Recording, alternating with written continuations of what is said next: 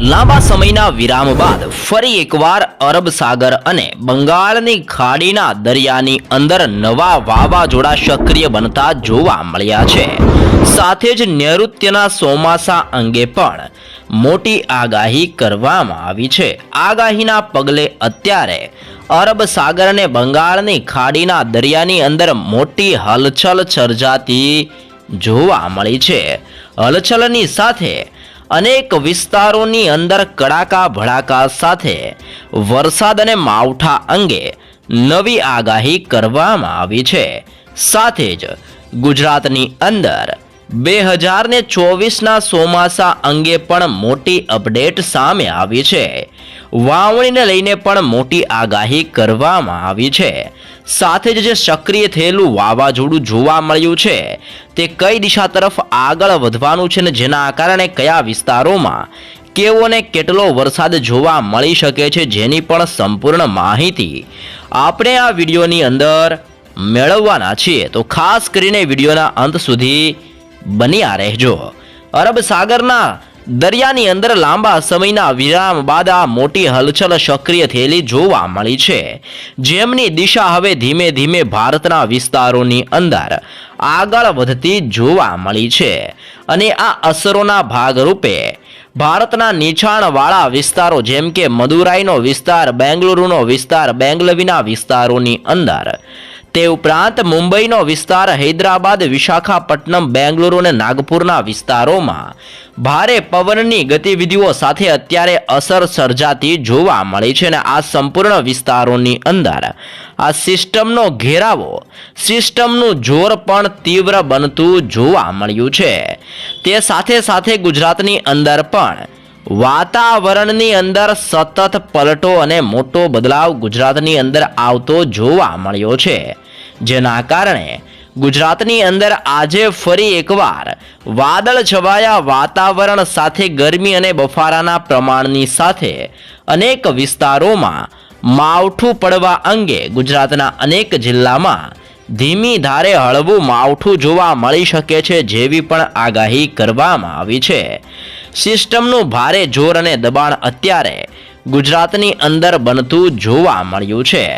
સાથે જ અરબ સાગર અને બંગાળની ખાડીની અંદર જે વાવાઝોડું તીવ્ર બનતું જોવા મળ્યું છે, જેની ઝડપોના કારણે તેના આજુબાજુના દરિયાકાંઠાના વિસ્તારોની અંદર સિસ્ટમનું સંક્રમણ અને સિસ્ટમનો ઘેરાવો અત્યંત ભયંકર બનતો જોવા મળ્યો છે. અને પવનની ઝડપ 90 કિલોમીટર પ્રતિ કલાકની ઝડપથી લઈને 120 કિલોમીટર પ્રતિ કલાકની ઝડપે આ વાવાઝોડાની અસરોના કારણે તેના આજુબાજુના વિસ્તારોની અંદર અત્યંત ઘાતક પવન ફૂંકાતો જોવા મળ્યો છે. અને હવે આ સિસ્ટમો ધીમે ધીમે અરબ સાગરના વિસ્તારોમાંથી ને બંગાળની ખાડીના વિસ્તારોમાંથી ભારતની અંદર હવે ટકરાવવાની તૈયારીઓ કરી રહી છે, જેને જોતા અનેક જિલ્લાઓની અંદર, અનેક વિસ્તારોની અંદર વાતાવરણની અંદર પલટો જોવા મળ્યો છે, જેના કારણે ગુજરાતની અંદર પાછલા 2 દિવસથી અનેક વિસ્તારોની અંદર, અનેક જિલ્લાની અંદર ભારે પવનની ગતિવિધિઓ સાથે આંધી વંટોળ સાથે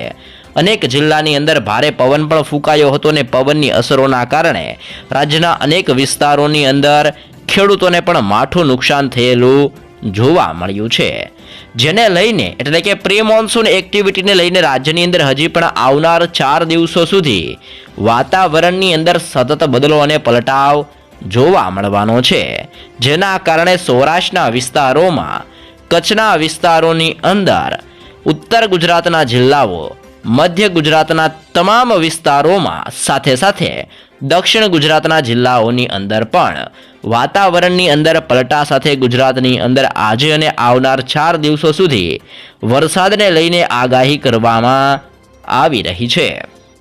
આગાહીના પગલે આજે વહેલી સવારથી જ ગુજરાતની અંદર વાતાવરણની અંદર પલટો આવેલો જોવા મળ્યો છે. ને પવનની ગતિવિધિઓ પણ હવે ગુજરાત ઉપર તીવ્ર બનતી જોવા મળી રહી છે, જેને જોતા ગુજરાતની અંદર આજે સાંજ સુધીની અંદર ફરી એકવાર ગાજવીજ અને વીજળીના કડાકા ભડાકા સાથે નૈઋત્યનું ચોમાસું દસ્તક આપી શકે છે. એટલે કે એને અણસાર રૂપે વાતાવરણની અંદર પલટો જોવા મળી શકે છે જેવી પણ આગાહી કરવામાં આવી છે।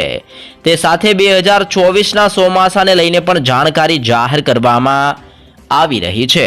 ગુજરાતની અંદર ચોમાસાની દસ્તક 8 જૂનથી લઈને 15 જૂન દરમિયાન જોવા મળી શકે છે। સૌપ્રથમ ચોમાસાની શરૂઆત અંદમાન અને નિકોબારના વિસ્તારોમાં જોવા મળશે, જ્યાં 17 તારીખથી લઈને 24 મે દરમિયાન ચોમાસું ધીમે ધીમે સક્રિય બનતું જોવા મળશે। ત્યાંથી આ ચોમાસું આગળ વધીને કેરળના વિસ્તારોમાં 1 જૂન આજુબાજુ ચોમાસું આગળ વધતું જોવા મળી શકે છે। કેરળથી આ ચોમાસું બેંગલવીના વિસ્તારોમાં, ત્યાંથી આ ચોમાસું મુંબઈ અને મુંબઈથી આ ચોમાસું ગુજરાત નજીક પહોંચતા અને ગુજરાત ઉપર ટકરાતા પહેલા એટલે કે 8 તારીખથી લઈને 15 તારીખ વચ્ચે ધીમી ધારે ગુજરાતની અંદર વરસાદ વરસતો જોવા મળી શકે છે અને 15 તારીખ આજુબાજુ ચોમાસાની દસ્તક ગુજરાતની અંદર જોવા મળી શકે છે। ચોમાસાની દસ્તકની સાથે જ ગુજરાતની અંદર વાવણી લાયક સારો એવો વરસાદ પણ પડતો જોવા મળી શકે છે। એમ જૂન મહિનાની અંદર ગુજરાતની અંદર સારો એવો વરસાદ જોવા મળવાનો છે। વરસાદના પગલે રાજ્યની અંદર આજથી જ ગરમી અને બફારાનું પ્રમાણ જોવા મળી શકે છે, પરંતુ ધીમી ધારે અનેક વિસ્તારોમાં વાતાવરણની અંદર બદલાવ પણ આવતો જોવા મળશે। જેમાં જિલ્લાઓ પ્રમાણે માહિતી મેળવીએ તો સૌરાષ્ટ્રની અંદર ભાવનગર, સુરેન્દ્રનગર, મોરબી, જામનગર, દેવભૂમિ દ્વારકા, પોરબંદર, જૂનાગઢ, ગીર સોમનાથ, અમરેલી, બોટાદ અને રાજકોટના વિસ્તારોની અંદર તીવ્ર પવનની ગતિવિધિઓ ફૂંકાતા જોવા મળી શકે છે અને ગરમીને બફારાના પ્રમાણની સાથે વાદળ છવાયા વાતાવરણ સાથે અનેક વિસ્તારોની અંદર છૂટો છવાયો અને ઝાપટા સ્વરૂપે વરસાદી માહોલ સૌરાષ્ટ્રના વિસ્તારોમાં પડતો જોવા મળી શકે છે। કચ્છની અંદર ખાવડ, નળિયા અને ગાંધીધામના વિસ્તારોની અંદર પણ વાદળ છવાયું વાતાવરણ જોવા મળી શકે છે। સાથે જ દક્ષિણ ગુજરાતના જિલ્લાઓની અંદર ભરૂચ, નર્મદા, સુરત, તાપી, નવસારી, ડાંગ અને વલસાડની અંદર પણ હવે પલટો નોંધાતો જોવા મળશે।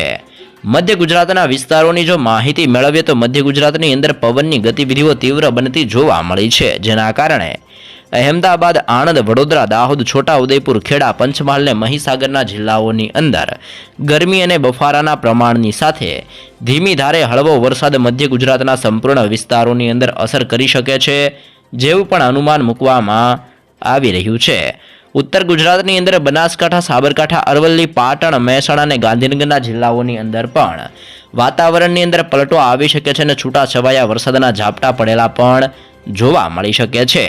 આમ ગુજરાતની અંદર આજે અને આવનાર 4 દિવસો દરમિયાન એટલે કે પ્રી મોન્સૂન એક્ટિવિટીની અસરોના કારણે હજી પણ વાતાવરણની અંદર પલટો નોંધાતો જોવા મળી શકે છે અને આવનાર દિવસોમાં ભારે પવનની ગતિવિધિઓ સાથે ગુજરાતની અંદર મેઘતાંડવ પણ જોવા મળશે, જેવું પણ અનુમાનની આગાહી કરવામાં આવી છે। તો આ સાથે જ વરસાદ અને વાવાઝોડાની આવી તાજી નવી અપડેટો સૌપ્રથમ મેળવવા ચેનલમાં નવા છો તો અત્યારે જ લાઈવ ગુજરાત સમાચાર યુટ્યુબ ચેનલને મિત્રો જરૂરથી સબસ્ક્રાઇબ કરી લેજો।